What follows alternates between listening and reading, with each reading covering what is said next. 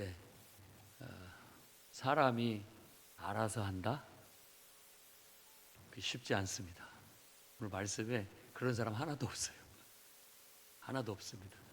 쉽지 않아요. 우리 인간이 묘하게 어떤 그 바람을 맞고 있어요.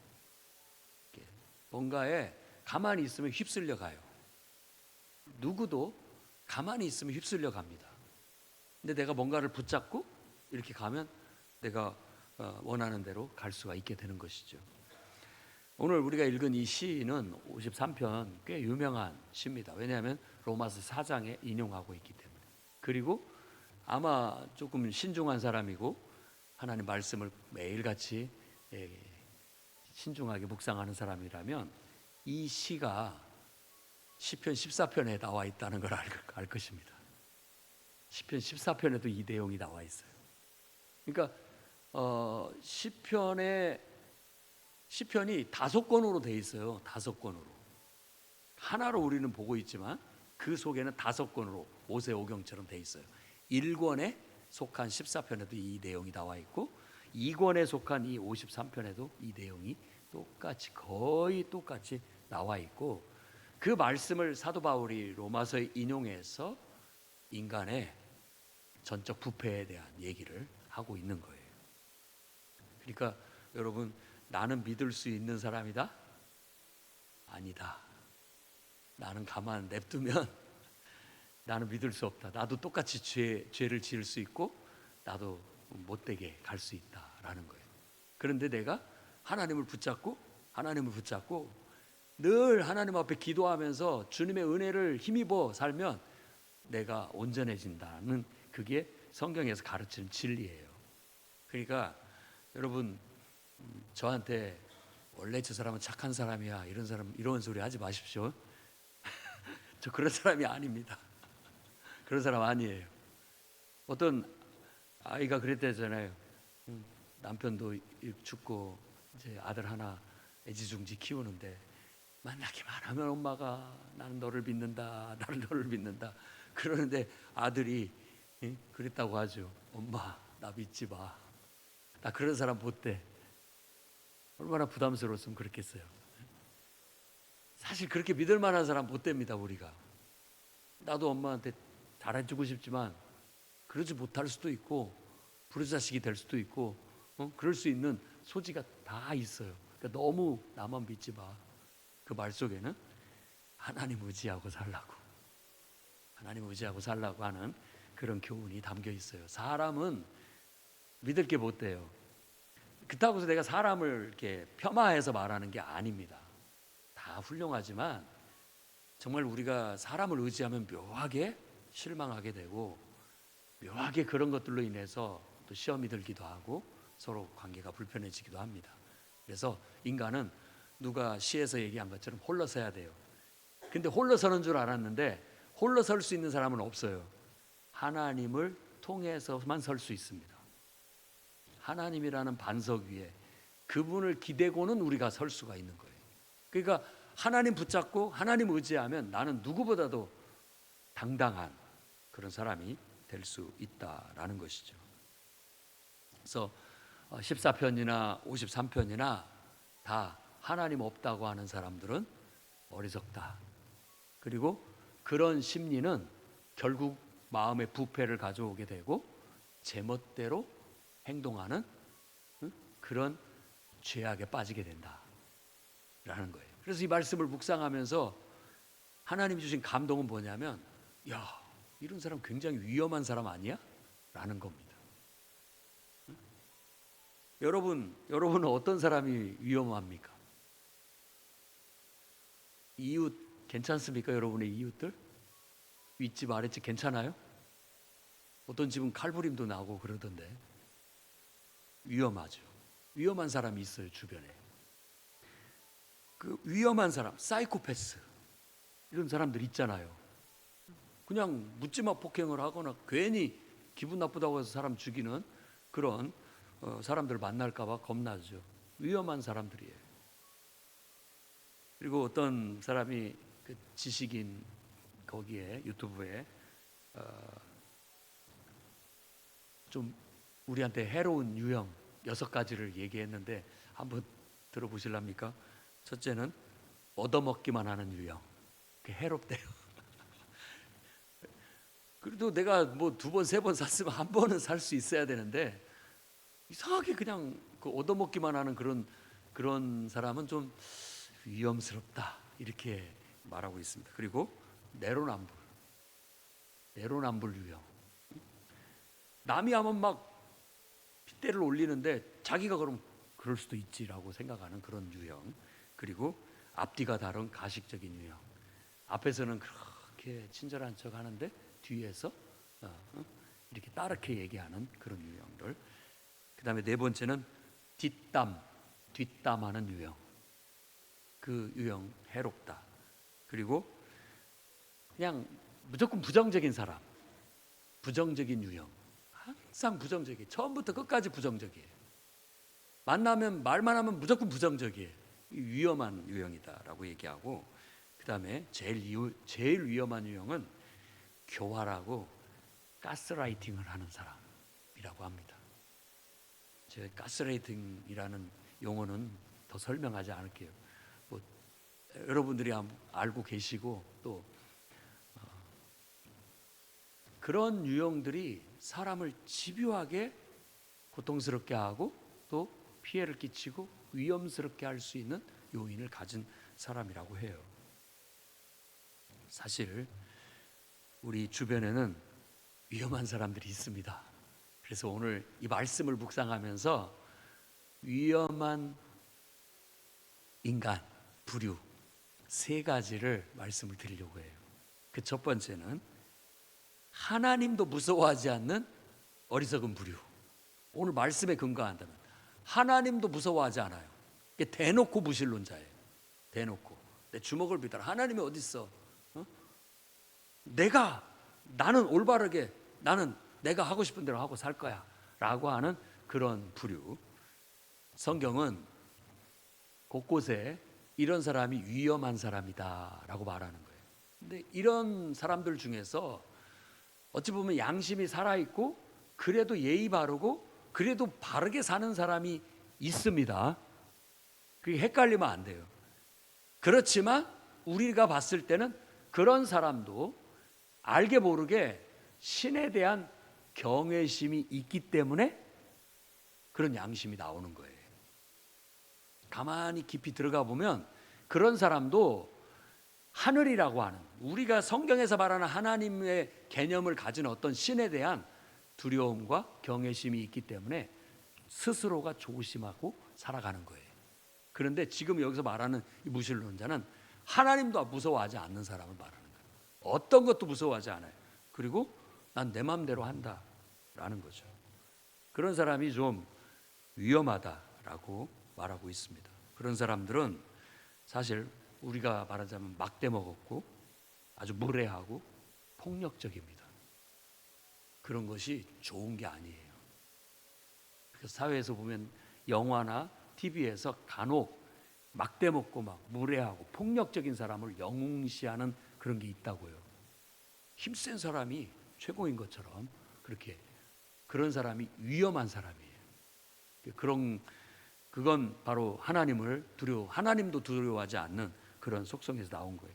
사실 하나님을 경외하는 이 신앙심은 인간의 됨됨이를 형성시켜줘요. 그리고 사회의 질서와 화합과 협력을 이루는 초석이 됩니다. 그러니까 우리 이 세상에 있는 모든 사람이 하나님을 무서워하고 그분을 공경한다면 사람이 함부로 행동할 수 없고 함부로 말할 수 없고 또 그러다 보면 사회가 질서도 잡히고 협력도 일어나고 화합도 일어나요. 그런데 하나님도 무서워하지 않는 사람들이 설치면 통제 불가합니다. 제멋대로 해요.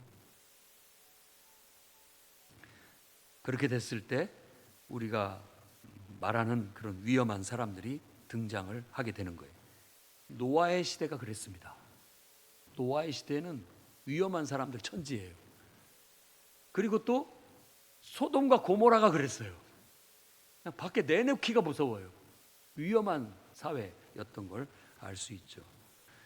아마 저나 여러분들도 위험한 이유 때문에 피해를 볼 수도 있다라는 걸 항상 염두에 두고 살아야 됩니다. 아무리 문명이 발달했어도 옆집 사람과 윗집 아랫집과 요즘 아파트 생활을 많이 갈등할 수 있죠.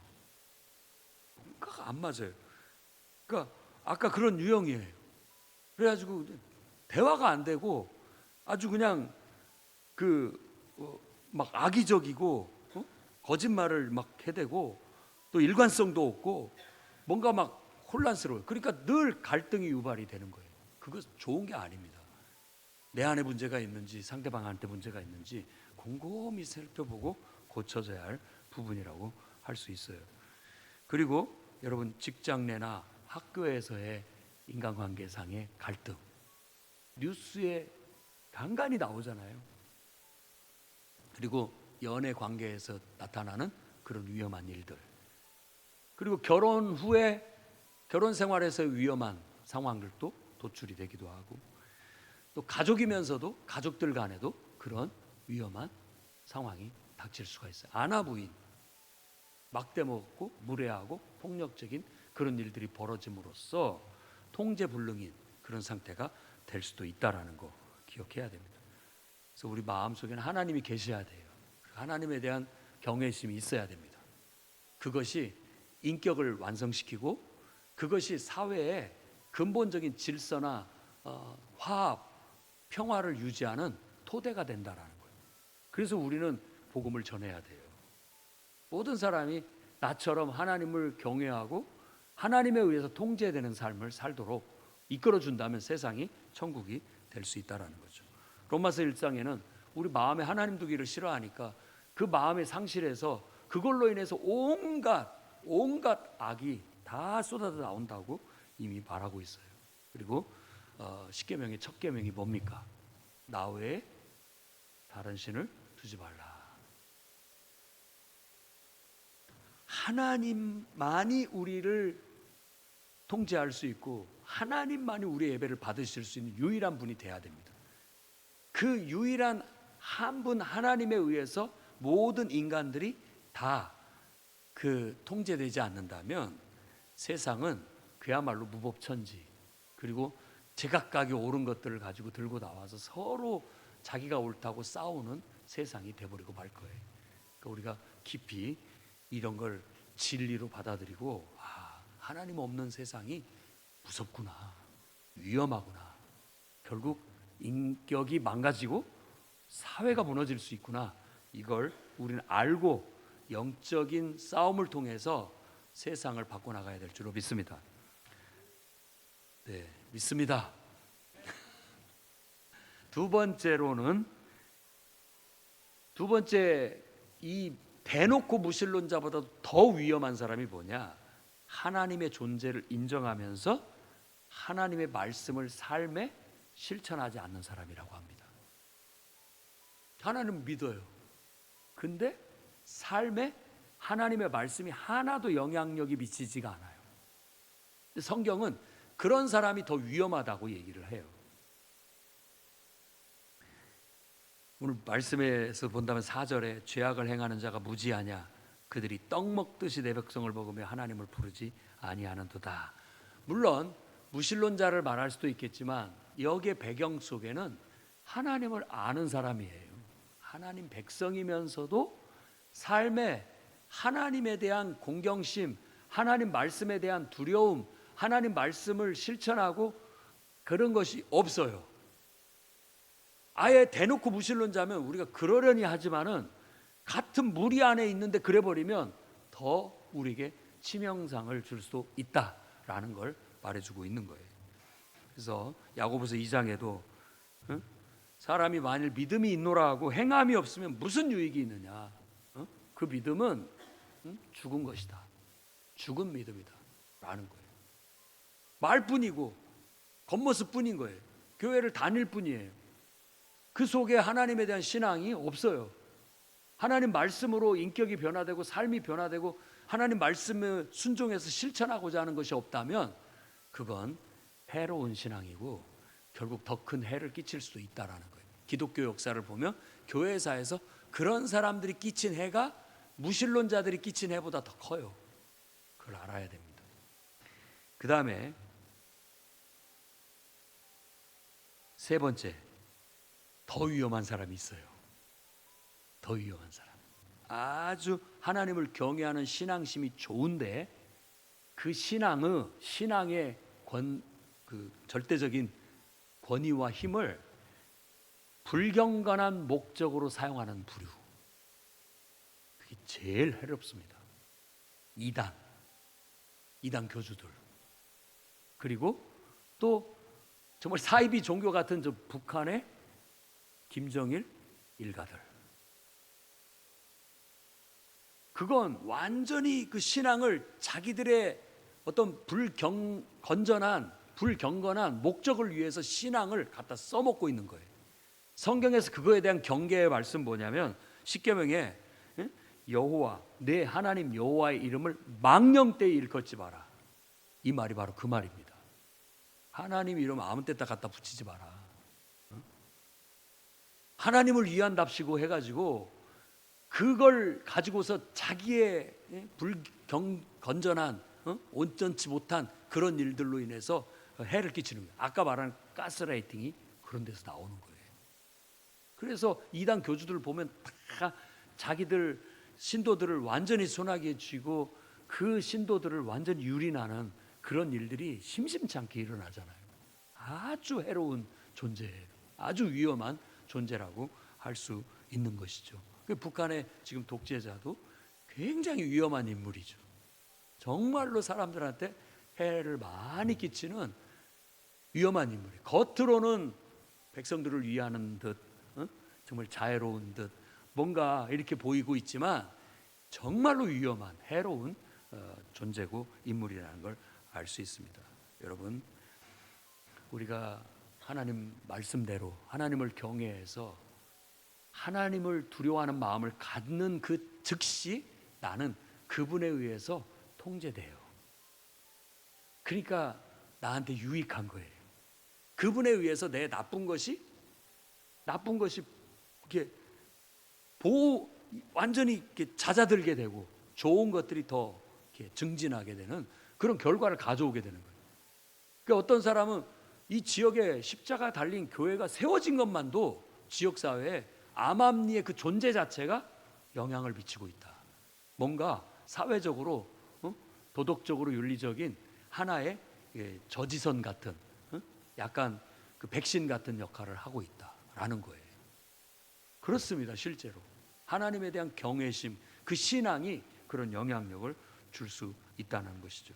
그런데 우리가 하나님 말씀대로 실천하지 않고 자꾸만 겉모양만 하나님 믿는 것처럼 하고 제대로 우리 삶이 변화되지 못한다면 그것도 우리에겐 해로움이 될 수 있고 더 나아가서는 다른 교훈을 그리고 경건을 이익의 방도로 잘못되게 신앙을 이용해서 사용하는 그런 부류들이야말로 가장 위험한 인간이다라는 걸 여러분 오늘 말씀을 통해서 깨닫고 일단은 내가 그런 사람이 되지 않도록 힘써야 되겠고 주변에 그런 사람이 있으면 경계해서 피해를 입지 않도록 해야 되겠고 우리 모두가 정말 하나님의 통치 아래 천국, 평화로운 세상이 그리고 인간다운 인간들로 구성된 사회를 이루기 원한다면 나처럼 내가 하나님을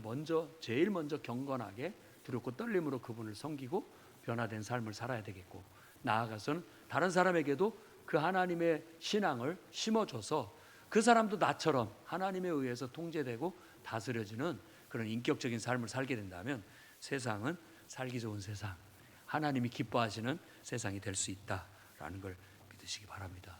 오늘 이 말씀을 우리 마음에 새기고 우리도 다른 사람한테 해끼치지 않고 정말 하나님의 뜻을 따라서 모든 사람과 더불어 서로 유익을 줄 수 있는 그런 관계가 되게 해달라고 기도하고 실천해 나가시기를 주의 이름으로 축원합니다. 기도하겠습니다. 거룩하신 주님, 하나님을 사랑합니다. 하나님을 또 경외합니다.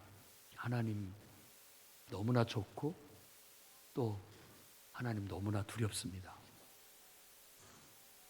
하나님 앞에 잘못된 것들을 과감히 도려내게 도와주시고 또 우리가 해야 할 일들은 용기 있게 도전하고 실행할 수 있도록 이끌어 주시옵소서.